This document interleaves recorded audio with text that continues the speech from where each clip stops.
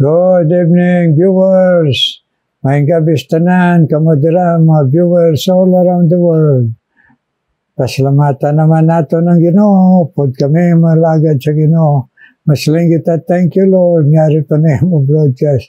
Tungod lang sa imo gugma, kaluoy bugay sa amon ng mga lagad mo sa mga lawas, kag kabakod sa pagtuo, kag sa mga viewers nga nagasiling upod sa amon. Thank you Lord, thank you sa broadcast. Amen mga viewers. Karon magakantan mo kita sa atong theme song, In Times Like This.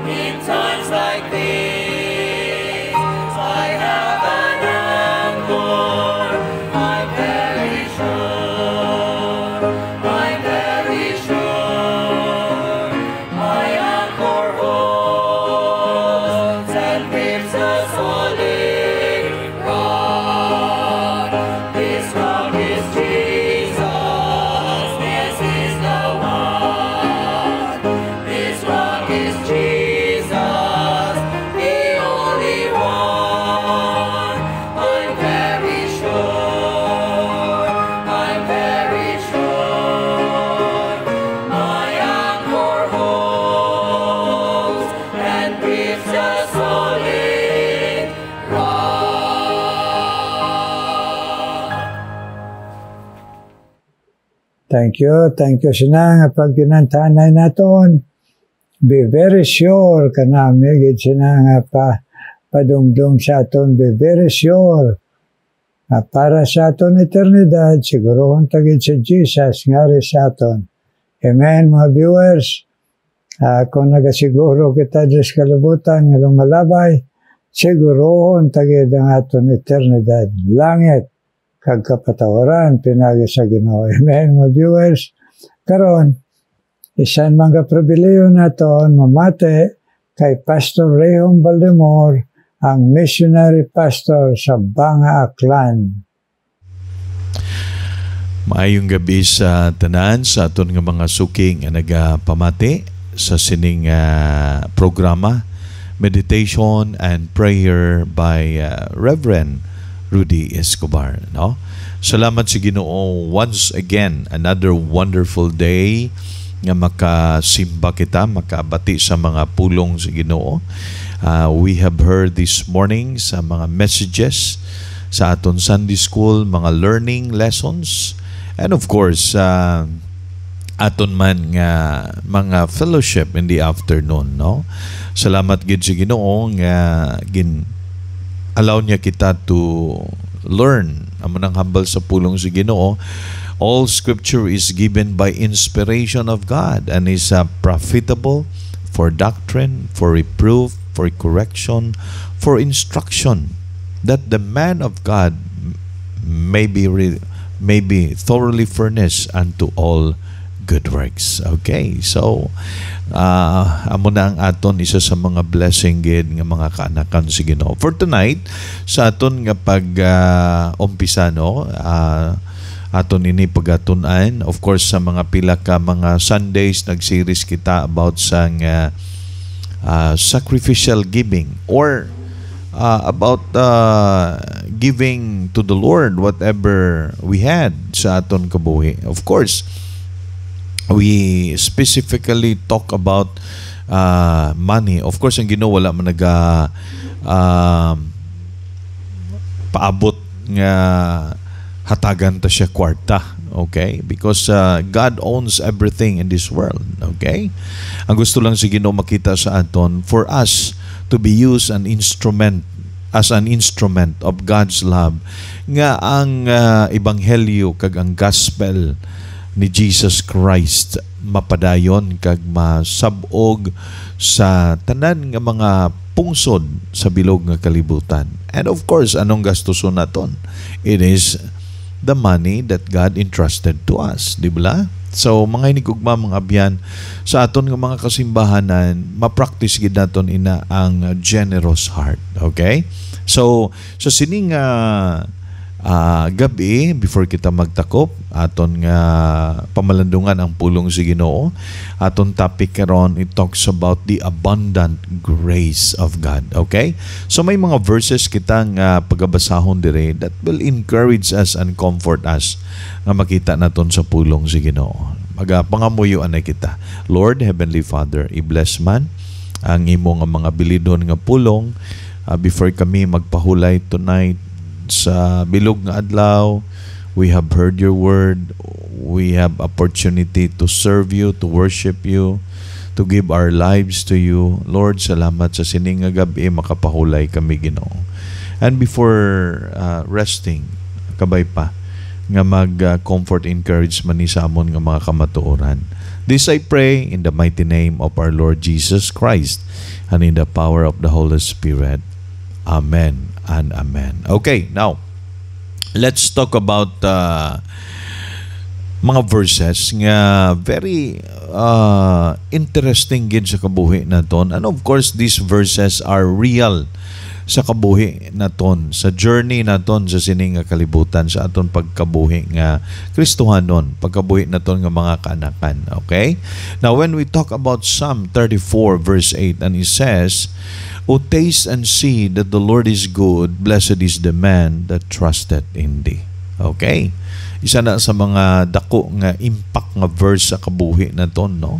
Hindi mo gid matilawan, kag hindi mo makita ang kaayo kag goodness gid sa Ginoo kung ikaw wala ka nagasalig sa iya. O dapat masinaligon ka gid sa Ginoo, because the moment you depend and trust God in your life, kung anong mga circumstansya mag-abot sa imo kabuhi, dira mo makita ang goodness sa Ginoo. Dira mo matilawan kung sino siya sa kabuhi mo. Kaya silang dira, blessed is the man that trusted in Him. And another thing, sa 2 Corinthians chapter 9 verse 15, thanks be unto God for His unspeakable gift. Thanks be unto God. Pag mapinasalamaton kita, dapat ya sa kabuhi nimo, kabuhi na kon, ara gid ang pagpasalamat. Okay? Pasalamat sa kay sino? Sa Ginoo, first of all. Because, hindi naton ma-meet lang. Okay? We cannot utter. Amo na gani. Makahambal ka daw kung kisa may mga katabo sa imo kabuhi, no? Kung ikaw anak sa Ginoo, hambal ka, speechless ka. Because in the first place, ang unspeakable gift nga ginhatag si Ginoo sa imo, you cannot describe it. And that is the Lord Jesus Christ. Dahil hindi mo gid ma-describe sa imo kabuhi, kaya hindi mo matungkad nga ikaw ginpalangga kag ginhigugma sa Ginoo, di ba? So, another verse naman diri sa 1 Thessalonians 5, ginatudluan kita nga mapinasalamaton kita. Rejoice evermore, verse 16. Pray without ceasing, verse 18. And everything give thanks, for this is the will of God in Christ Jesus concerning you. Now, in 2 Corinthians chapter 9 verse 8, Diri kita ma-focus sa sining nga verse, no? Introduction lang to naton para maintindihan naton ang pulong sa Ginoo nga importante gid sa kabuhi naton, okay?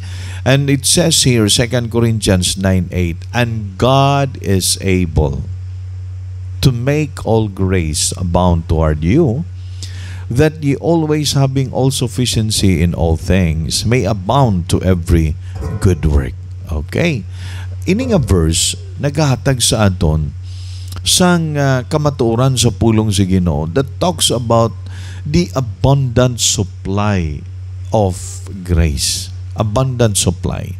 God's abundant supply of grace. Now, tanawon ta ning pulong o kon word nga grace, no? We have to define it in a sense nga maintindihan naton. So, ang biblical definition sining grace, maintindihan naton that it is God, okay, who manifested His love towards humanity. Ini nga klase nga gugma, it is a love that is unmeasurable, unfathomable, okay? It is also an unmerited favor to us. Nga bisan ikaw kag ako, you are bound to punishment. We are bound to hell. Pero ginpakita sa Ginoo sa aton ang iya nga grasya. Agud kita ma-recognize naton kung sino kita atubangan sa Ginoo. And to make it short, we are all sinners, makasasala. And we don't deserve that because we are separated from God. Na-separate kita from God tungod sa sala naton. Pero ginlabot kita sa Ginoo. Amo na ang grasya sa Ginoo. Ginalabot kagid sa Ginoo for you and for me nga maintindihan naton kung paano kita ginhigugma sa Ginoo. Grabe ka generous ang Ginoo, no? When we think about His grace, okay? Grabe ang pagka-generous sa Ginoo. Although nga undeserved kita, pero ginhimo gihapon niya. He manifested and He do it in the sense that He was motivated by His great love para sa aton ng mga tao. Okay? And ginhatag ina freely given to individuals. Una gid ang kaluwasan naton, kaluwasan. Kaluwasan sa ano, sa kalag naton. Okay? 'Di ba? Hambal sa Bible, the moment that you repent means you turn away from your sins, you look unto God, you humble yourself and ask forgiveness. And ask Him to take away that sin from you. Actually, ina nga sin, halin ina ni Adan kag ni Eva. Mo nang na-inherit naton. And at the moment nga saligan naton siya sa aton kabuhi. Di ba? We put our faith and confidence on the Lord Jesus Christ. And ask forgiveness. He will forgive us. He will cleanse us. Grabe nga promise sa Ginoo sa aton. Okay? That's why, ini nga klaseng grasya, amo ning central concept sa Christianity. Nga gina-highlight gid sa Ginoo ang iya gugma sa imo kag sa akon. Iya nga gugma, iya nga kaluoy, His love, His great love, His mercy, and compassion towards humanity, towards every individual. Okay? Even though nga kita may mga kapaltahan sa kabuhi, pero ginpakita gid sa Ginoo sa aton. That's why, mga inigugma, mga abayan, it started with that saving grace. Okay? Una gid ginpakita sa Ginoo because ang isa ka tawo kung maghinulsol siya kag magsalig siya, mga isa patawad kag mag-angkon siya, kag mag-ako siya, kag magkilala siya kay Kristo Jesus nga iyang Ginoo, kag manluluwas, God will give him eternal life. Ano ina? Assurance na. Amo ng assurance. Amo ng kasiguraduhan. That's why when we say abundant supply of God's grace, it started with that saving grace. Because you cannot experience all the graces nga ihatag sa Ginoo sa imo unless first and foremost ma-experience nimo ang saving grace. Amen? Unless ma-experience nimo ang saving grace. That's why hambal sa Ephesians 2:8 and 9. For it is by grace you have been saved. You have been saved. Okay? Naluwas ka na. It is by the grace of God nga ginluwas ka.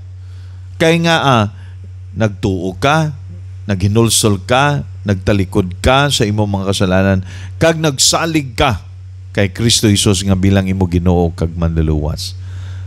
You have been saved through your faith, and this is not from yourselves.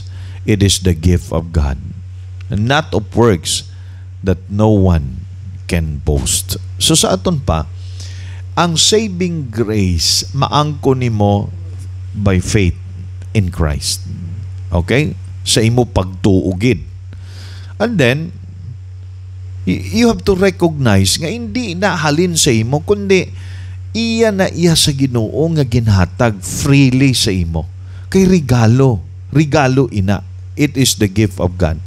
So sa aton pa, kay regalo na, hindi mo na trabahuan. Hindi ka mag-obra it maayo para maangkon mo na.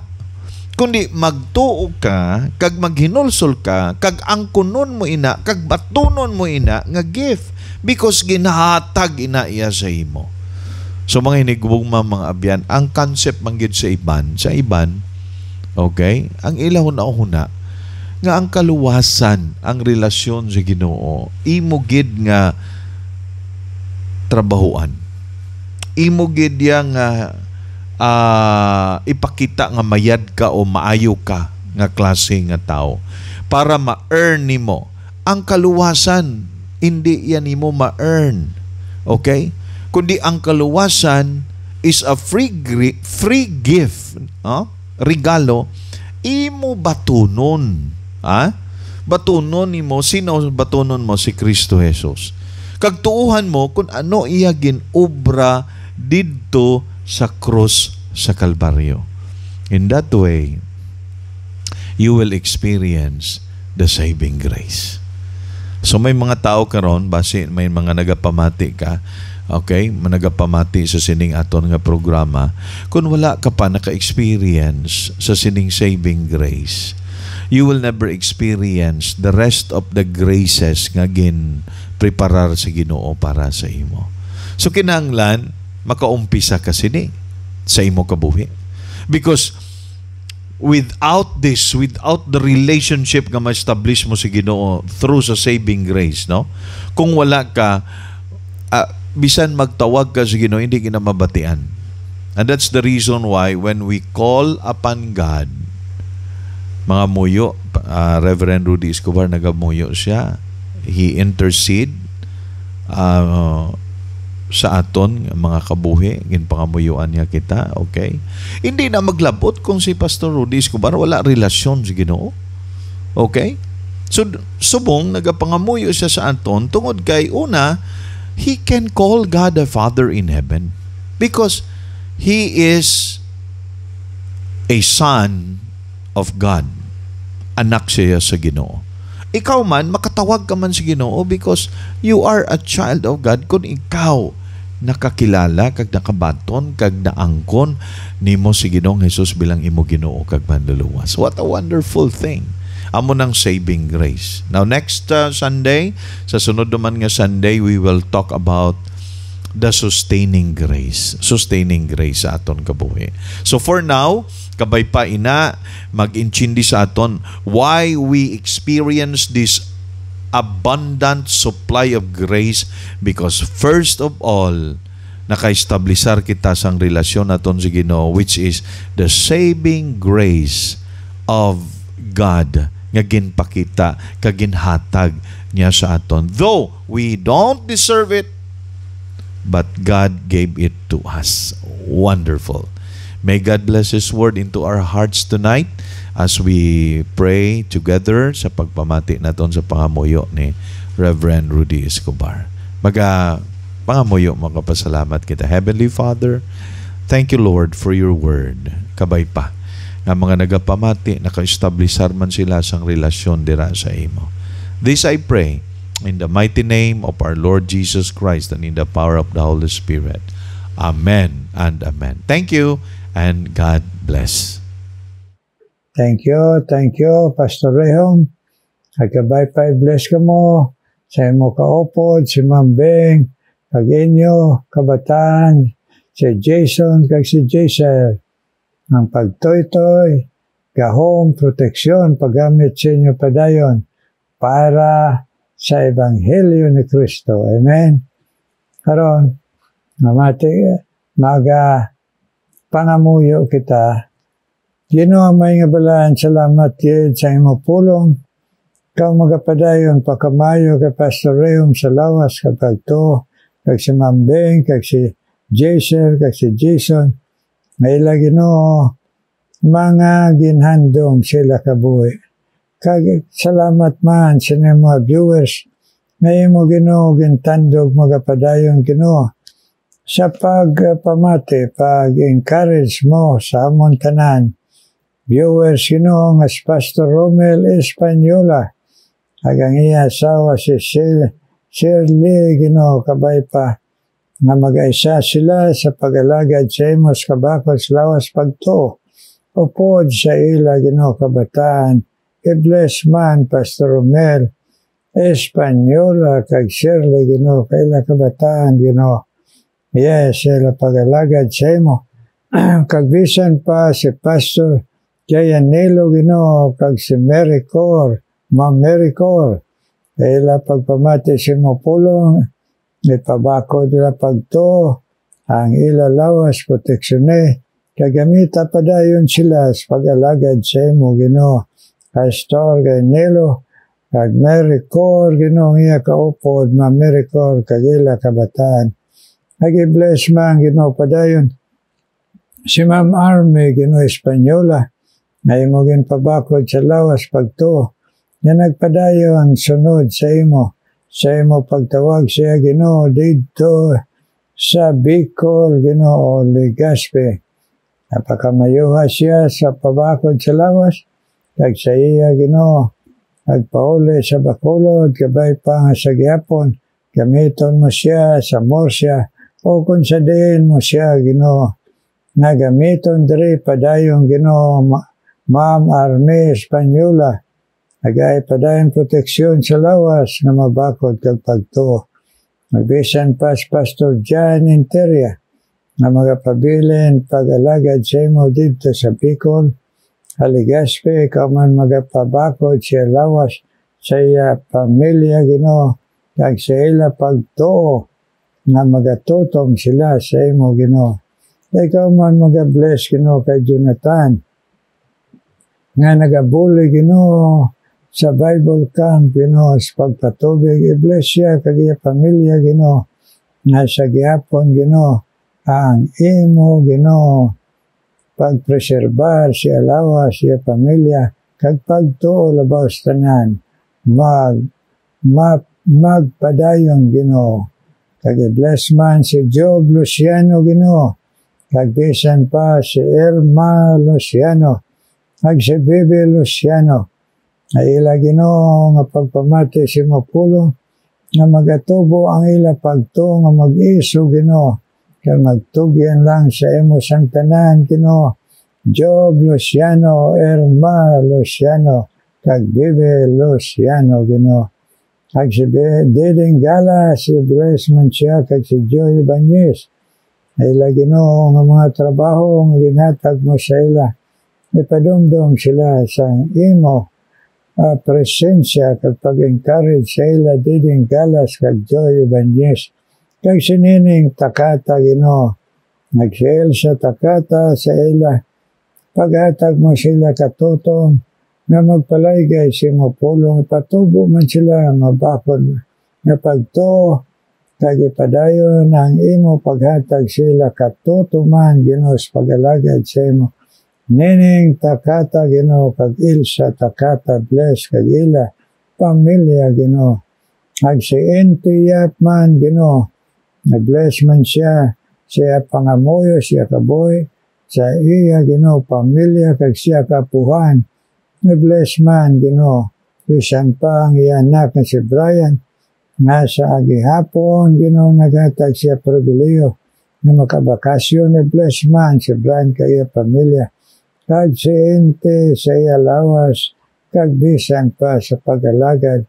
Na-bless man siya nga maging faithful Ginoo, kag si Jima, kag iya bana Ginoo si Edmundo, si Nene, si Baya, i-bless man sila.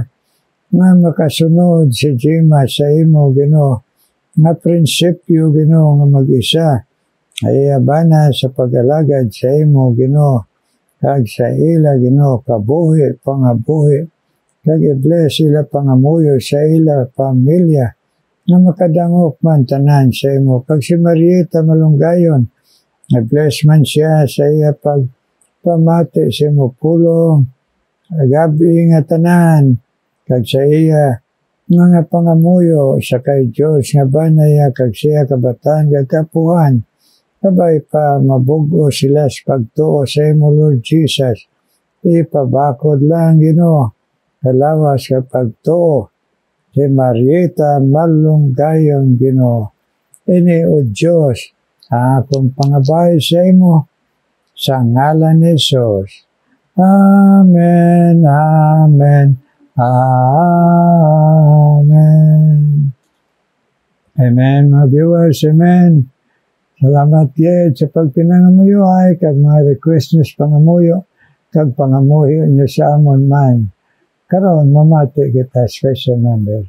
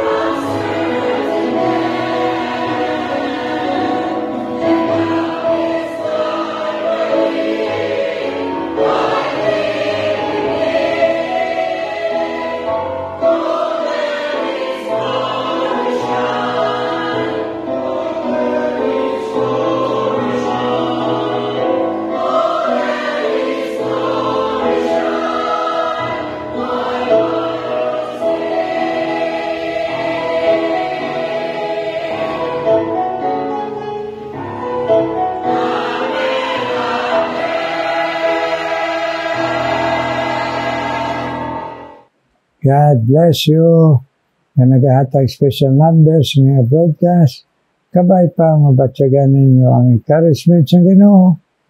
Ag inyo mahibaluan nga ang mga viewers na ka-bless ang inyo paghalad sa inyo tingog. Amen.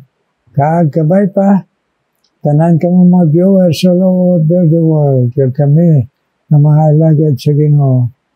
Kabay pa ang Ginoo magatipig pinalipod sa aton sa lawas kag sa pagtuo, Lord. Yes, in Jesus' name. Amen. Amen.